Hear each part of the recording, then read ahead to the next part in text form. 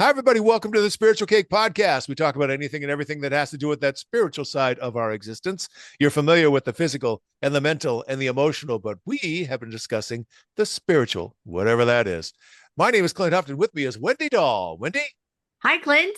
Oh, Wendy. If you're joining us for the first time, you should know that neither Wendy nor I run any kind of a religious organization, nor has our formal education been along those lines. We were both raised relatively conservative Christian. Wendy is Mormon. I was raised Lutheran, but have since explored a lot of different philosophies and theologies. Plus, we are both in the wedding industry with an international clientele, and that has exposed us to a lot of different customs and traditions and rituals. And we bring all of that into this conversation. And that's exactly what it is. It's a conversation. So don't worry. We're not trying to make you believe anything. We just want you to join the conversation. And if you do want to do that, at the end of this episode, we will tell you how to do that. Wendy, you belong to the Church of Jesus Christ of Latter-day Saints. You Is that got right? it. There we Yes. go. Okay, so just the fact that saints is in the title aroused my curiosity. But I'll be honest with you, that's not what really triggered my exploration. What triggered my exploration was somebody said something about a saint. And I thought, well, how do you get that? So first of all, do you know how one becomes a saint in the Mormon tradition, like Latter-day Saints? What does that mean? I think it's intended to be along the lines of like a group of followers, where I know in other religions that doesn't necessarily mean the same thing. The word saint is a higher calling. It's interesting that you say that. I've never heard anybody actually debate it or talk about saints. I just always thought saints was like the group, like that's what we call the group of who we are. Oh, well, it turns out that according to the third member of our podcast, which is ChatGPT, you are exactly right. Let's take a look at that. Besides Catholicism, because saints to me is always connected to Catholicism because they got a bunch of saints. And there are some people who consider themselves to be Christian who don't have the same saint hierarchy or process. And they think that that's what divides Christians from Catholics. Christians who have explained the difference, and it's a little derogatory in my opinion, but they say we don't have to go through anybody to get to God or Jesus, as if the saints were the gateway. Have you ever heard that? No. That's out there. It's only legitimate if somebody believes it. But in terms of the actual exploration of the process, here's what I Mhm. asked. Besides Catholicism, what other religions have saints? And then give me this list: Eastern and Oriental Orthodox Christianity. They formally venerate canonized saints. So that's a deal where, like in Catholicism, they have some kind of panel or organization that will, I guess the word is canonized, which means that's how you become a saint. That's how you get the title of being a saint, is you're canonized. I think. Does that sound familiar? Canonized? Yeah. No. Oh, maybe, okay. Formally venerate canonized saints, much like Catholicism. All right, so it's a process. Anglicanism honors saints and observes many saints' feast days, though practices vary by the church. Well, okay, somehow they became a saint. So I'm guessing that that might be connected in some way to Catholicism because they have to identify people as saints. Lutheranism and Methodism commemorate exemplary Christians generally without praying to them. So I don't know if they slap the title of saint on them. I, being raised a Lutheran, I never heard of anybody being identified as a saint, only as, a revered person, but without that title. The Mhm. Church of Jesus Christ of Latter-day Saints, here we go, calls all faithful members saints rather than recognizing a special canonized class. So how about that? You're a Yeah, saint. that sounds cute. I'm just going to let that sink in. I Wendy know, is a right? saint. There you go. Well, huh. Saint Wendy.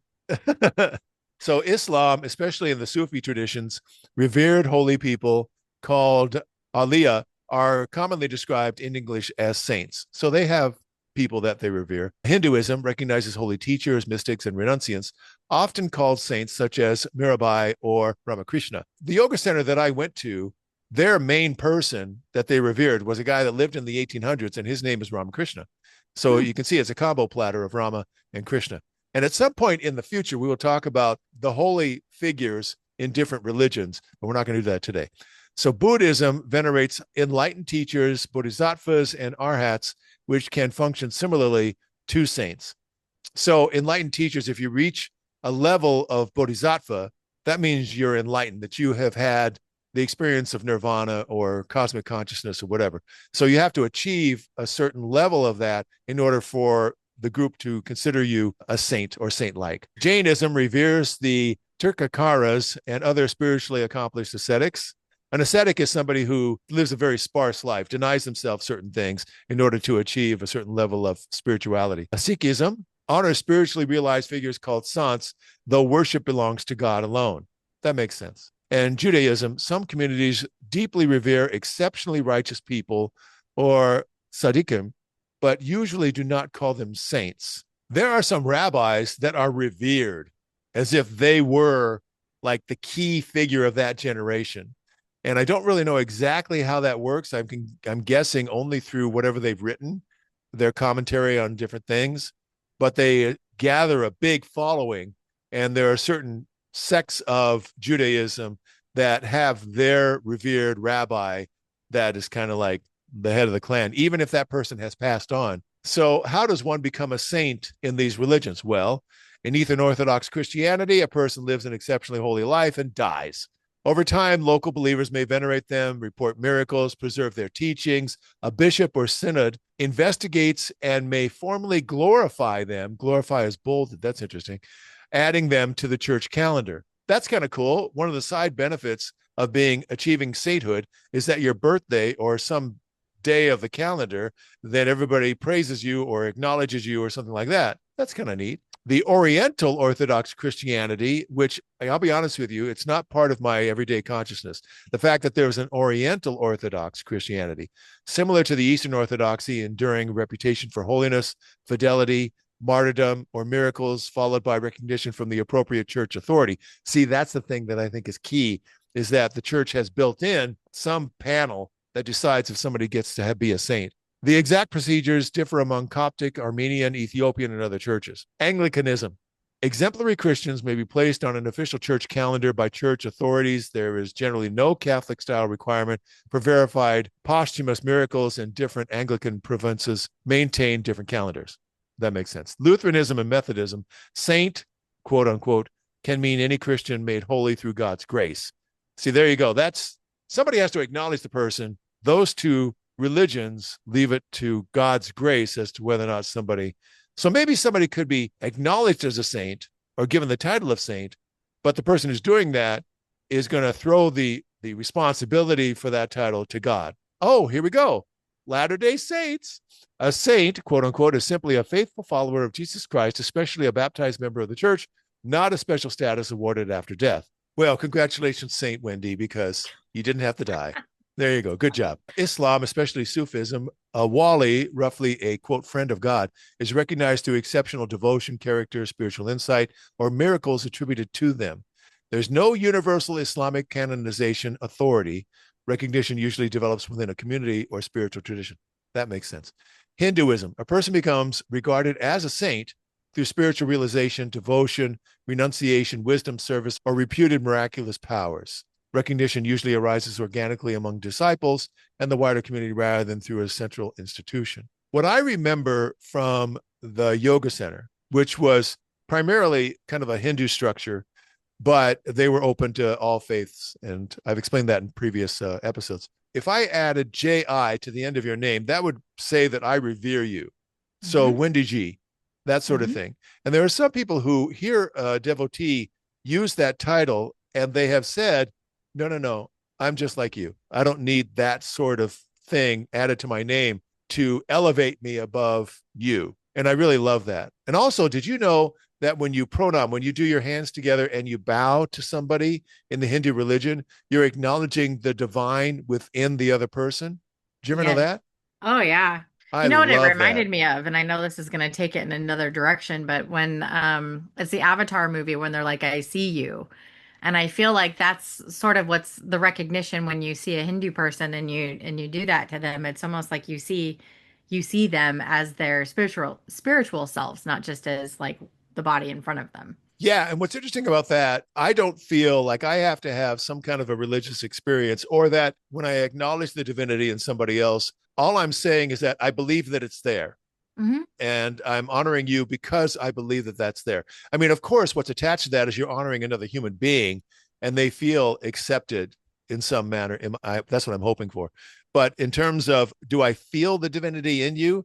I can't always say that. I mean, there are certain people that seem to have some sort of a heightened spirituality or an aura about them that feels good to be around them. But when I acknowledge them with pronoun and that kind of stuff, I'm just saying, this is what I believe is in you. I'm not looking at it as being like a religious experience. Jainism, through strict nonviolence, self-discipline, renunciation, and liberation from karma, a person may become a perfected soul or siddha. And so, that's interesting. That's what I was told for the people that believe in reincarnation, that there's a certain point where you don't have to learn anything else. You don't need to come back because you've achieved a certain state of enlightenment. You don't need to come back to school. You can go ahead and go on to whatever is the beyond. So that whole idea of a perfected soul, I don't know. I think you just kind of hope for the best. That's the way it feels like to me. Although, what I've heard is that, the Dalai Lama. So when the Dalai Lama passes, they believe that the soul is reincarnated. And so there's a whole bunch of like elevated Buddhists that will start searching the world for the new reincarnation of the Dalai Lama. You ever heard of that process? No, but how fascinating. There are certain tests. Okay, here's what I remember. And I could be wrong about this. What I remember is that they find a child, probably a really young child, like a toddler, and they put objects in front of the child. And whatever the child is attracted to gives them a clue as to whether or not they are elevated spiritually. And it's a fascinating thing. You could probably read stories, and I don't know what's true and what's not true, but I just like the idea that even a toddler can be that special someone. And I think the current Dalai Lama was identified that way at a very early age. Does that make sense? Mm-hmm. I just love stuff like that. Okay. Sikhism. A sant is recognized for devotion to God, humility, moral character, wisdom, and selfless service. Okay. I guess that would mean somebody like a Mother Teresa would be acknowledged as a saint because of her service and stuff. And then Judaism becomes known as exceptionally righteous through learning, ethical conduct, devotion, and service. Recognition comes from the community and later tradition, not from a central canonization process. So the final wrap up from ChatGPT says the biggest distinction is that Catholicism has a centralized legal process, while many other traditions treat sainthood as a reputation for holiness that develops among followers.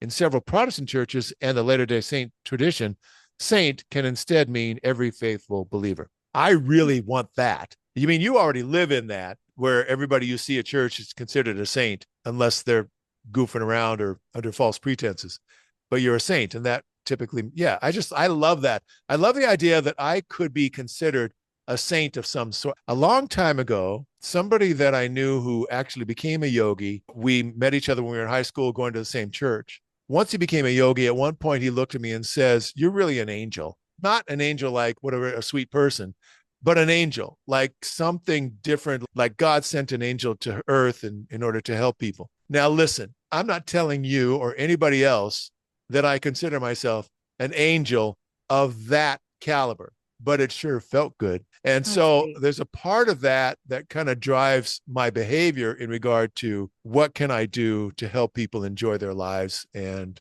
make them feel appreciated, that sort of thing. If you want to slap the title of angel onto me, I'll take that. I just won't tell anybody else that that's what I am, even though I've now said it on the podcast. Oh, I loved that. Every now and then these nuggets fall into your lap.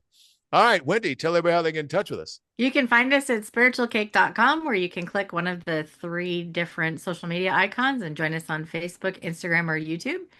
You can go back and read through or listen to any of our previous conversations or send us an email requesting a topic or even to join the conversation. Absolutely. And when you do join the conversation, please know we welcome you with open arms. That's it for this episode of the Spiritual Cake Podcast. This is Clint, and on behalf of Wendy, we will see you next time.